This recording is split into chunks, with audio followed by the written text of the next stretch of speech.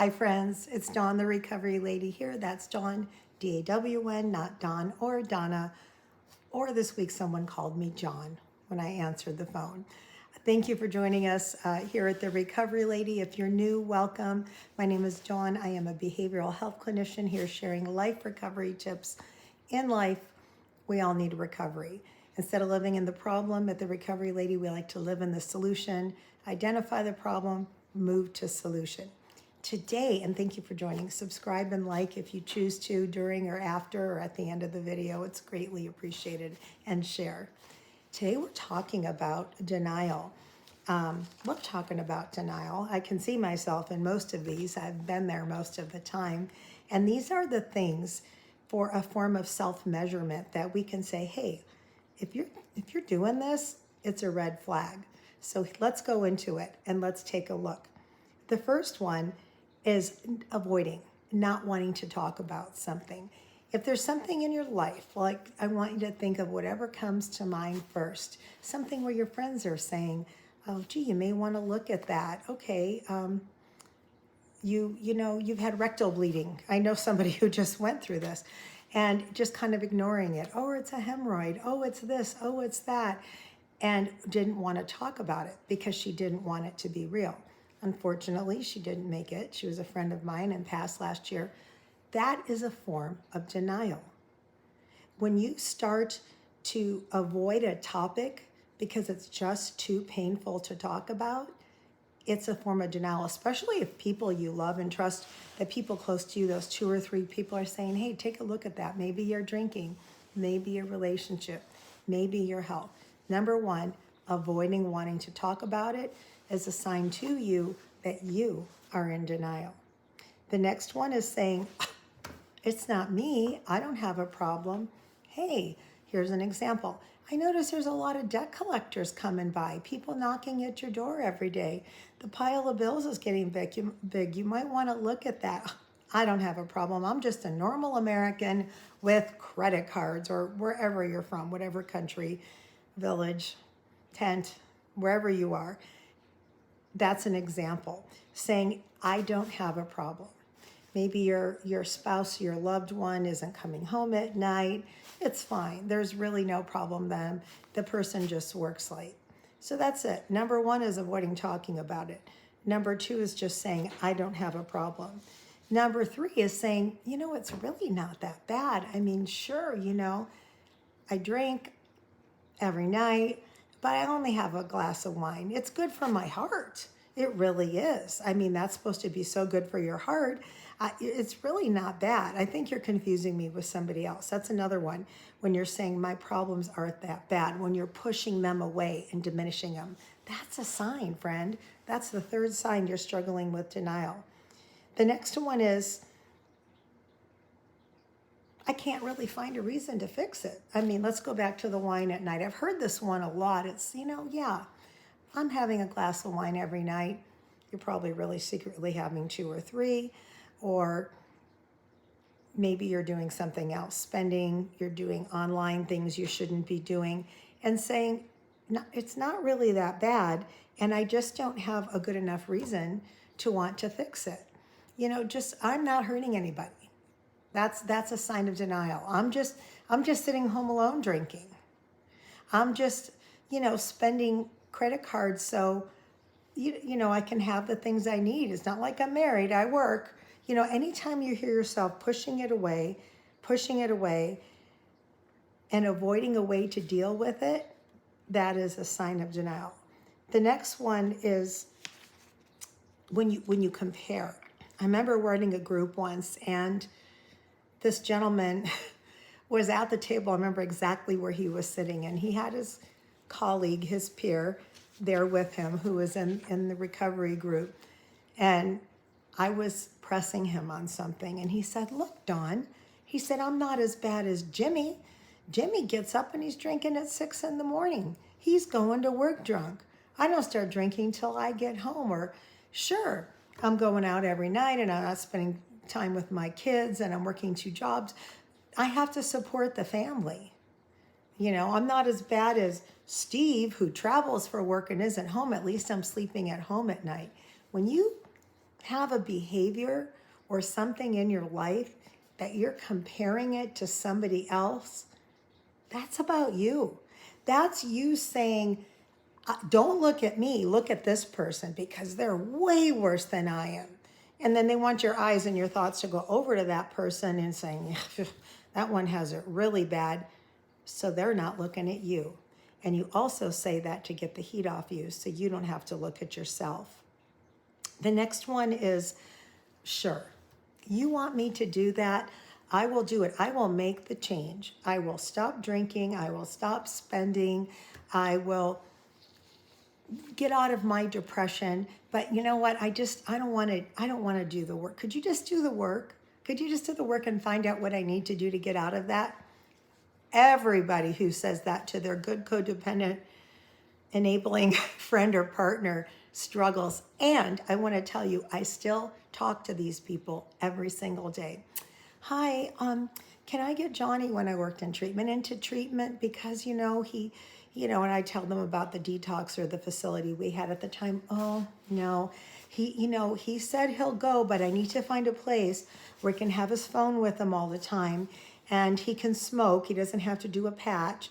And here's the criteria. And I have seen the family members and friends and loved ones exhaust themselves, staying so busy while the person with the issue sitting back, chuckling, because now they've got this person on an impossible mission saying, oh, can't do it. I'm too tired. I'm too depressed. The loved one in their fixing, enabling way is doing it, and you're thinking, maybe if they find the right thing, I'll go. That's a sign you're in denial. It's another way you push issues off. And this can be anything. It could be a bad relationship you're in. It could be your living conditions. It can be your relationships. When you're doing that, when you're saying, yeah, find out what I need to do, again, it's an off. Whenever you find a way to take a topic and put it one off, that's a sign that you could be in denial. A lot of people will have what we call, flight to wellness or flight to health. And that's like, I thought about it. And, Bobby he's been cheating and that relationship's bad for me. And we've been dating 5 years. And FYI, anybody who's been out there dating somebody 3, 4, 5 years and plus, and they haven't gotten married yet, and you want to get married, they're not intending to marry you. Just saying, I just say that because we don't have a lot of time and I have to be direct, but generally you're a placeholder till they find somebody else to get along. And anyway, another video for another time. On this one, when you have the flight to wellness, it's like, he was out again last night and I've been dating him for 5 years and he doesn't want to get married. I'm cured. I'm better. When he calls, I am not picking up the phone tonight. I don't know what it is. It's like I have suddenly found empowerment. It's this fake, I'm free, I'm well, euphoric thing, not mania, but it's a euphoria that people feel saying I'm better. But they haven't done the work and they're not strong. If you've ever seen the movie The Holiday with, I think it was Kate Winslet and Cameron Diaz. Is that right? I love that movie. But there's a scene in the movie at the end, and Kate Winslet, if you've seen it, has this partner that's cheated on her, that went and married somebody and still wants to have an affair with her on the side.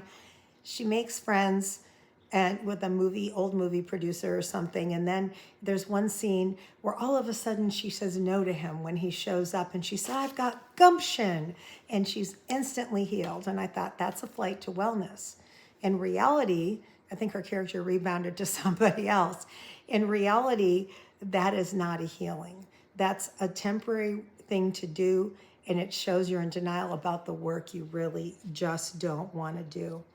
A lot of people will say, as a matter of fact, I spoke to somebody today who did this. They had some childhood abuse, and she said to me, and I could see the emotion welling up in her. She said, that happened a long time ago, and I'm just too scared to deal with it.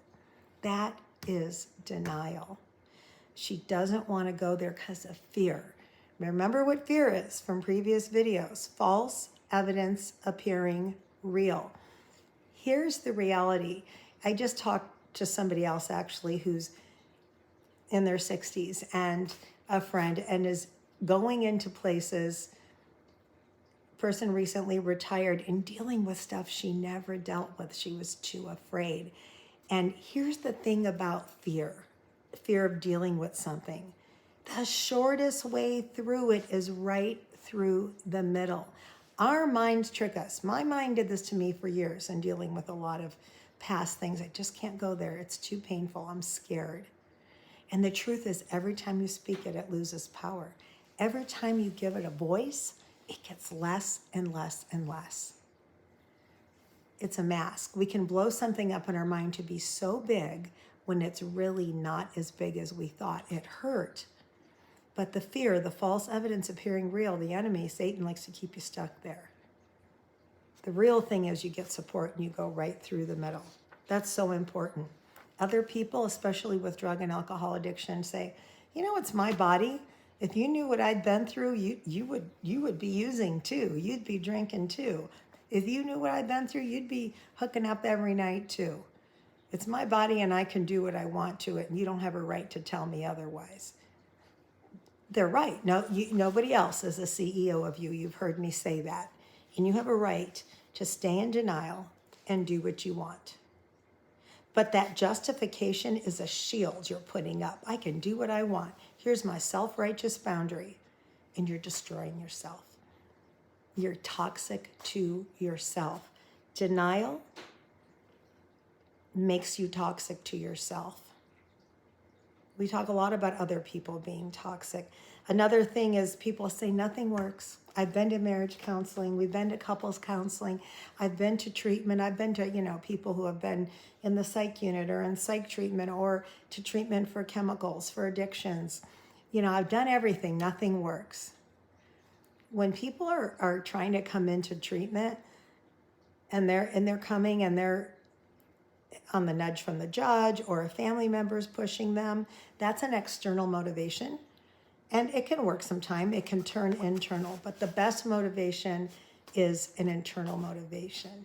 When you hear yourself using those statements I just went over, that means you're in denial about something. And guess what? You're mostly 99.9% of the time not going to get over that yourself. And we have so much solution. The longer we stay sick, it's coming out. Some people go in denial so much, and I'll share one more thing with you because I'm a little longer than I wanted to go, that they can you cross a point in your denial where you go into delusion. Let me tell you where I've seen this the most. Knowing what I do as a behavioral health clinician, I've had plenty of folks in my personal life reach out to me, send me a picture of some drug they found in their kid's room. I'm not a drug identification expert, people, but and do research. What is this? I found this in, Stevie's room. I found this in, Brad's locker. I found this in his dresser or her dresser. What is this? And I'll say, this is what it is. Oh, well, it's not Bobby's. Bobby's holding it for a friend. I'm going to tell you something. No drug addict lets somebody else hold their drugs. They use them themselves. They need them. It's their comfort. It's not that they don't love you and they love the drugs more. It's a midbrain disorder, another topic. But I've seen so many parents and loved ones of people with addictions make the justification when you're justifying, well, no, it's his, and you need to believe that form of denial you're in so bad you cross over into delusion. And everybody around you's going, whoa, really? You really think your loved one's not having an affair? Because I saw him at the bar, saw him on a cruise. Okay, your kid's kind of dealing at school, but you think they're holding it for a neighbor. People notice. What's happening is you have that fear that it's just too scary to go there. And then your denial's turning into delusion, and then you're sick. That's what it looks like. But do not give up hope. There are ways to crack it. You reach out, you get in a recovery group, you get in counseling, therapy, clergy, you get yourself around right people, and you remember the shortest way out of it is right through the middle. It's like a root canal. It's going to hurt for a minute, But then when everything's all stuffed back in and healthy, your tooth feels better, you're going to feel better. I've got nearly 30 videos on here. Please go watch some. Don't use this as your form of therapy. Get the help you need. Remember 988 National Suicide Hotline if you need that. And this is a form of identification. Keep watching all our episodes on Solution. Love you guys. Appreciate you. Remember the old saying, denial's not a river. It's a frame of mind, and you can get out of it. Love you guys.